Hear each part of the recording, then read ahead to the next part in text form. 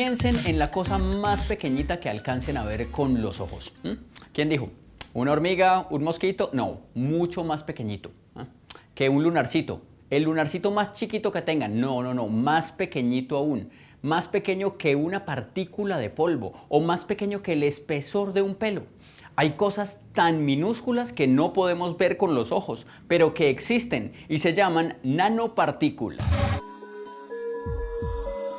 Bueno, una nanopartícula es una estructura, está en la escala nanométrica. Para uno las nanopartículas son como inexistentes para la gente del común porque no se ven. Nuestra visión realmente es de la escala micro. Yo lo que veo es la unión de muchas nanopartículas que me puede generar un aglomerado. Crear tiene ingenio, la ciencia, la tecnología y la innovación detrás de lo que perciben nuestros sentidos. Hoy hablaremos de dispersión de nanopartículas.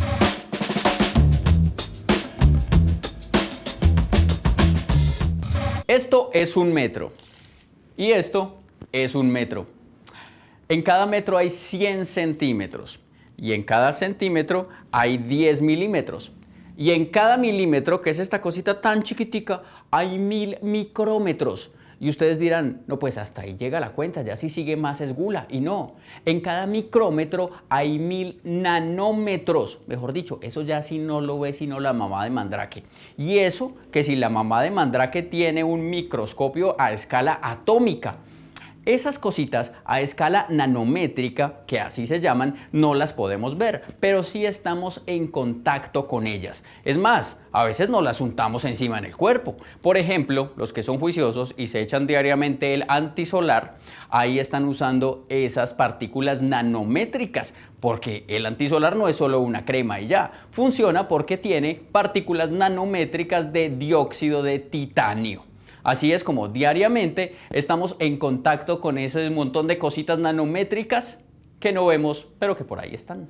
Hemos utilizado hace muchísimo tiempo en el bloqueador solar óxido de titanio. Tiene unas características muy interesantes en el comportamiento con la luz. Tiene una capacidad, por ejemplo, de fotocatálisis, y es que con la luz pueden, por ejemplo, descomponer compuestos orgánicos que sean contaminantes o que sean nocivos. La capacidad que ellos tienen de generar como una descomposición de una sustancia que también es imperceptible, no se ve, pero que genera muchísimo daño. Pero, ¿de dónde salen estas cositas nanométricas? Yo me imagino que hay unas en el ambiente, como que el mundo vino con ellas, pues tantas cosas que uno ve. Pero no existe una mina de nanopartículas de dióxido de titanio para echarle al antisolar. No, así no funciona. De alguna parte más grande hay que obtener esas partículas y del tamaño que se necesitan. Pero tan pequeñitas, no, eso sí, no me cabe en la cabeza. Y ese que con ese tamaño tan pequeñito. Ahí sí toca puro acto de fe. Creer aunque no se vea. Como en el amor de mi ex. Creí, aunque nunca se vio. Uno las puede encontrar ya existentes, pues, en la Tierra, ¿cierto? Un virus puede tener esa escala nanométrica, ¿cierto? Hay unas que ya existen y están, pues, las que uno fabrica en el laboratorio.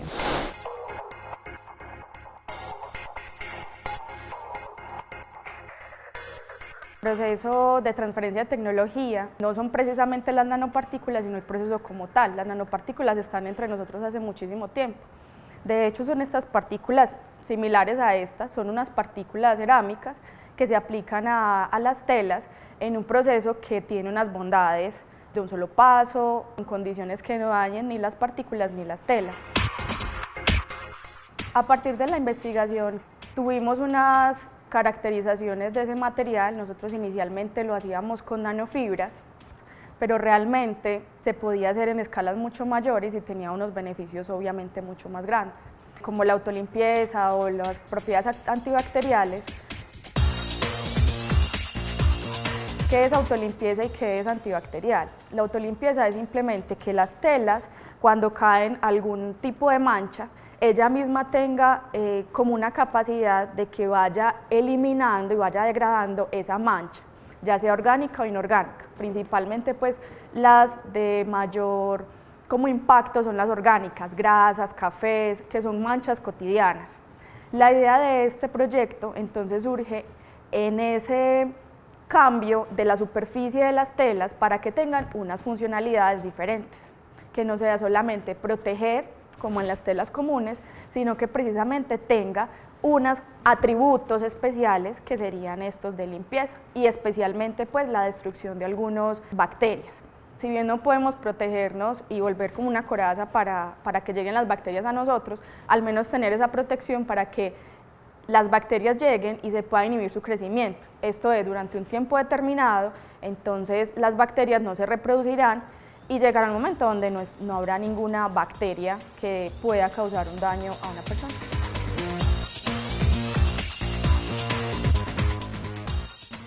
Inicialmente, el proceso para aplicar las partículas implica tener unas telas adecuadas, lavadas, con una superficie preparada.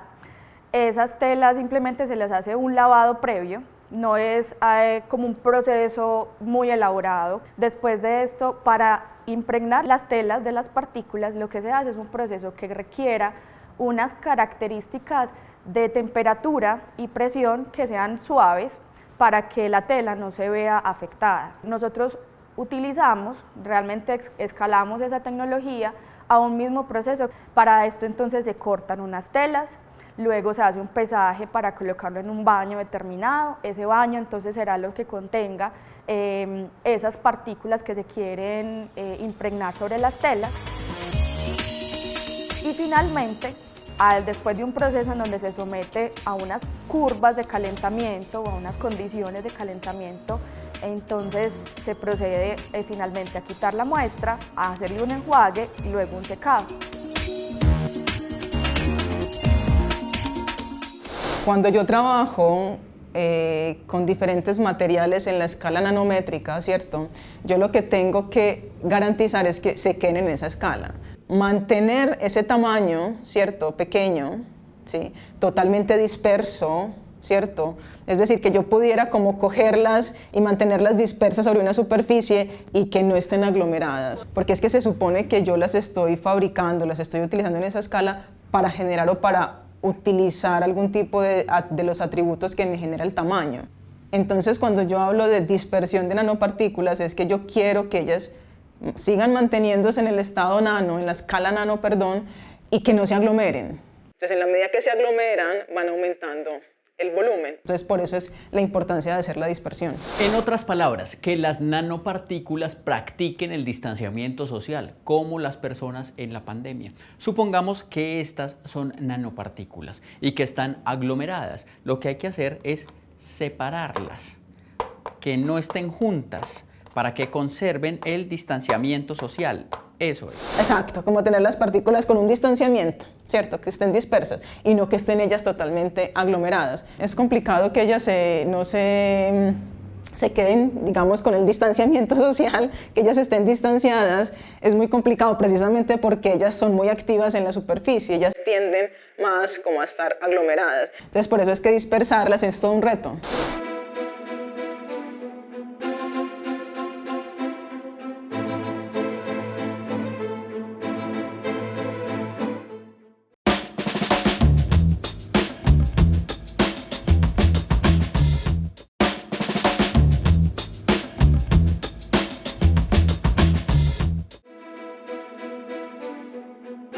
El físico estadounidense Richard Feynman dio una charla ante la Sociedad Americana de Física, a la que llamó "Hay mucho espacio en el fondo".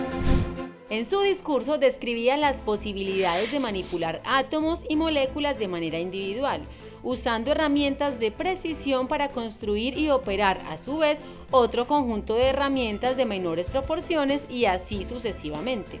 Sugería crear máquinas en la nanoescala. También dijo en su conferencia: "Yo no sé cómo hacer esto en una escala más pequeña, pero sí sé que las máquinas de computación son muy grandes, llenan habitaciones. ¿Por qué no las hacemos más pequeñas? Hacerlas de pequeños alambres, pequeños elementos. Por ejemplo, los alambres deberían ser de 10 a 100 átomos de diámetro". Hubo cierto escepticismo y la conferencia pasó sin pena ni gloria, y quienes asistieron tal vez no eran conscientes de que estaban presenciando el nacimiento del concepto de la nanotecnología. 15 años más tarde, un científico japonés empleó por primera vez el término nanotecnología en una conferencia en la que, entre otras cosas, dijo: La nanotecnología consiste principalmente en el procesado, separación, consolidación y deformación de materiales átomo por átomo, molécula por molécula. Años después, el sueño de Feynman y la predicción de Taniguchi se harían realidad, pues dos científicos se pusieron como meta diseñar y construir un instrumento para visualizar superficies a nivel atómico, lo que permitiría no solo la visualización de los átomos, sino su manipulación. El resultado fue el microscopio efecto túnel o STM, un instrumento tan revolucionario que su creación les mereció a los científicos el Premio Nobel de Física en 1986. El Premio Nobel de Física de 1986 fue entregado por el microscopio efecto túnel. ¿Y cómo hacen para ver las cosas en escala nanométrica? Pues con el microscopio efecto túnel de resolución atómica. Hasta ahora nos han hablado de los átomos, los hemos visto en dibujos, pero con este microscopio se pueden ver patentico, patentico. Ahí sí podemos decir yo creo en los átomos porque los vi. Lo que sí vemos, y muy grandes, son los edificios. Y algunos, ya por su edad, los vemos deteriorados, pues ya se está usando la nanotecnología para ayudar en el mantenimiento, conservación y restauración de construcciones patrimoniales. ¿Y cómo es eso? Con una solución o una emulsión con nanopartículas de diferentes materiales, por ejemplo, dióxido de silicio y óxido de titanio. Mejor dicho, es como si le echaran antisolar al edificio, porque estas nanopartículas los ayudan a estar protegidos de las inclemencias del clima, el agua y el sol. Y están trabajando también en nanopartículas que tengan propiedades antigrafiti.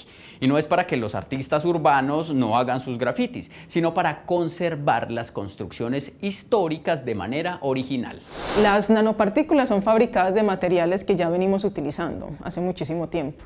Yo puedo tener diferentes tipos de materiales, puedo tener óxidos de titanio, óxidos de calcio, óxidos metálicos.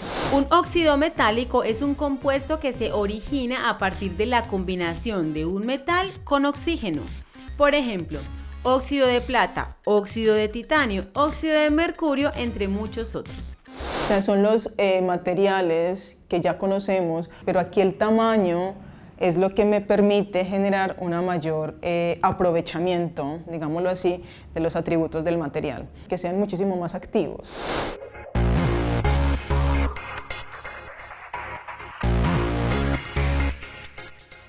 Después de que tenemos las telas obtenidas del proceso, donde ya están incorporadas las partículas, lo que procedemos es a caracterizar, a conocer esas propiedades y a conocer cómo quedaron las partículas sobre la tela.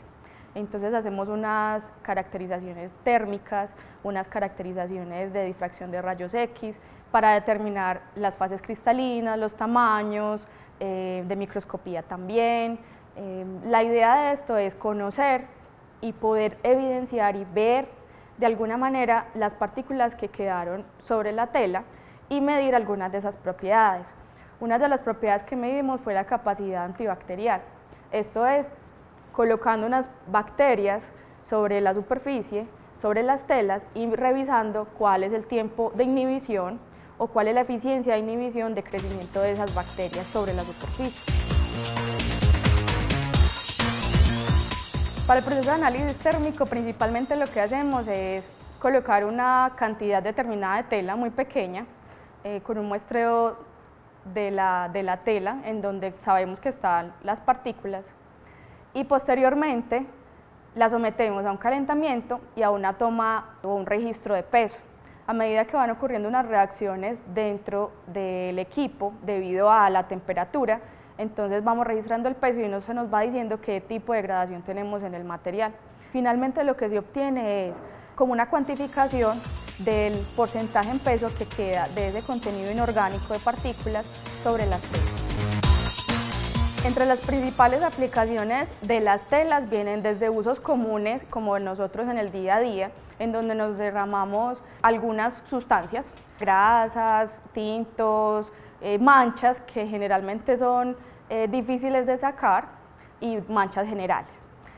Realmente esto va desde lo cotidiano hasta campos mucho más específicos como la medicina, en donde se podría requerir este tipo de telas para hacer protecciones para los médicos o enfermeras, de todo el personal hospitalario que esté en contacto ya sea con sangre o con simplemente bacterias comunes, porque las bacterias llegarían a la superficie y serían inhibidas su crecimiento. Realmente las posibilidades con la nanotecnología son infinitas, porque no es una ciencia única como tal, sino que convergen otras tecnologías. Entonces puede ser aplicada a medicina, a farmacología, a ingeniería en general, a las construcciones. Permitiría llegar a un sinfín de posibilidades, no solamente en telas, porque podrían variarse los materiales, la forma de aplicación. Existen en este momento unas telas que cambian de color, existirán otras antibacteriales, otro tipo de partículas, pero específicamente digamos que las partículas pueden estar solamente en su etapa inicial de desarrollo.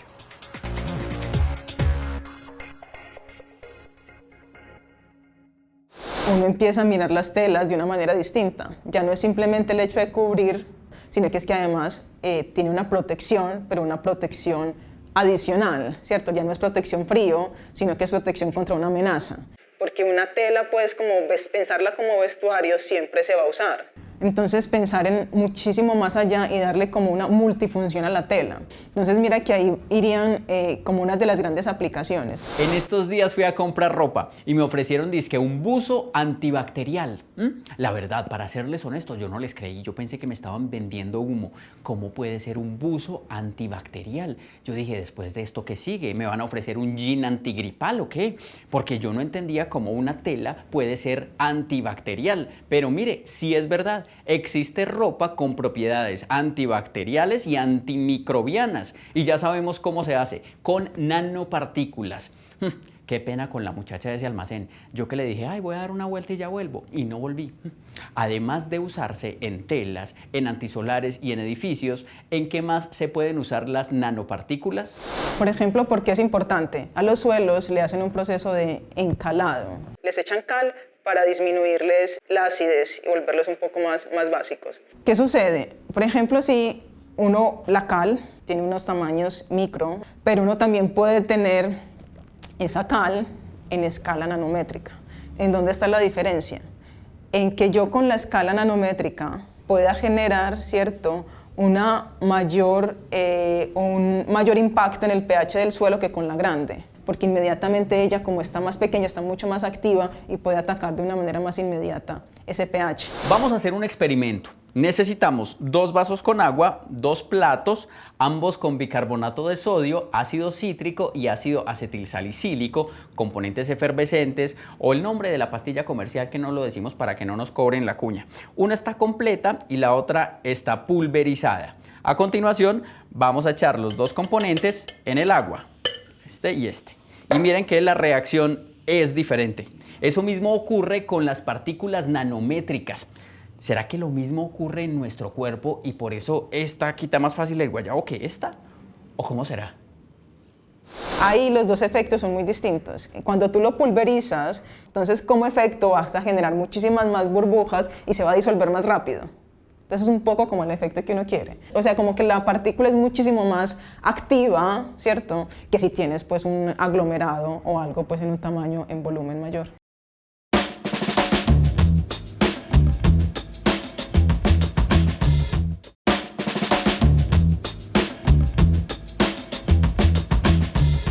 Llevamos todo el programa hablando de dispersión de nanopartículas y ya sabemos que son cosas muy pequeñitas, diminutas, que deben guardar el distanciamiento social para hacer bien su trabajo. Pero, ¿y cómo se dispersan? ¿Cómo hacer para que estén separadas? Muchísimas veces cuando uno las compra uno ve un polvo, ¿cierto? Y ellas empiezan a aglomerar. Uno generalmente las tiene que dispersar. ¿Uno cómo lo hace? Con ultrasonido. Entonces el ultrasonido lo que hace es que con esa vibración uno ayuda a que ellas se separen y vuelvan a estar otra vez como en ese estado pues, que uno quiere que estén las nanopartículas. O desde el proceso de fabricación, algún tipo de agente químico, surfactante o algún tipo de ayudante que la mantenga pues, en el tamaño deseado, que uno desea fabricarla y totalmente dispersa. ¿Pero es tan importante que estén dispersas? ¿Tan absolutamente necesario? Sí, si uno quiere que sean nanopartículas. O sea, uno quiere que estén separadas, porque si no, pues no las hago nanopartículas, simplemente las hago micro. Si tú quieres aprovecharte de la escala nanométrica, trabaja entonces con ellas dispersas. Si no, quédate en la tradicional, en la micro. El gran interés de la dispersión es que uno las mantenga en esa escala nano, en la escala que uno quiere que se generen los efectos debidos al tamaño. Cambiar como el paradigma, ¿cierto? Que muchas veces yo no es que tenga que ver volumétricamente lo que estoy adicionando, lo que estoy utilizando, sino que el efecto del tamaño es algo que va a empezar a ser parte de nuestro día a día, ¿cierto? Y que tenemos que acostumbrarnos. Ya sabemos que hay microscopios de escala atómica que nos permiten ver las nanopartículas. Y sabemos que es mejor que estén separadas, que juntas no sirven tanto. Pero la verdad, sigue siendo difícil entender cómo algo tan pequeñito que no podemos ver, imperceptible, pueda hacer cosas tan importantes que sí podemos percibir. Es que quizá estamos acostumbrados a pensar que entre más abundantes las cosas, mejor. Entre más abono se le echa al terreno, mejor. Entre más comida me sirvan en el plato, mejor. Y no necesariamente. Aquí se aplica la frase del típico diseñador minimalista y que describe muy bien mi nevera. Menos es más. Tal vez echar menos abono, pero con nanopartículas, pueda ser más eficiente que echar un bulto de cal en un terreno.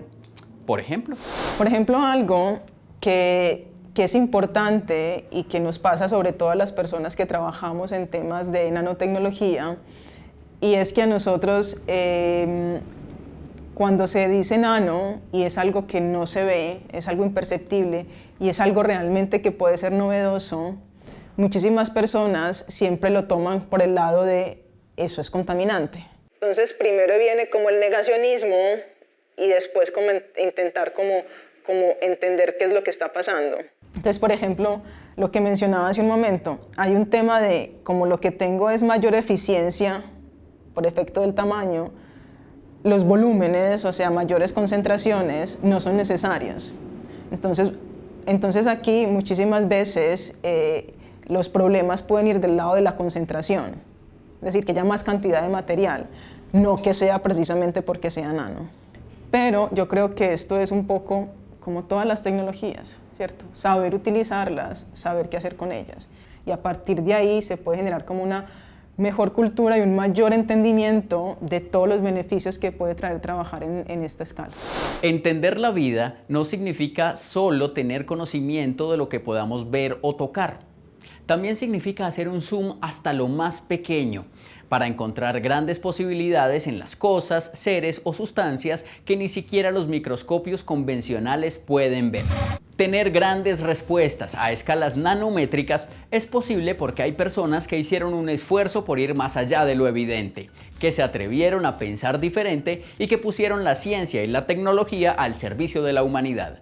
Crear tiene ingenio. La ciencia, la tecnología y la innovación detrás de lo que perciben nuestros sentidos.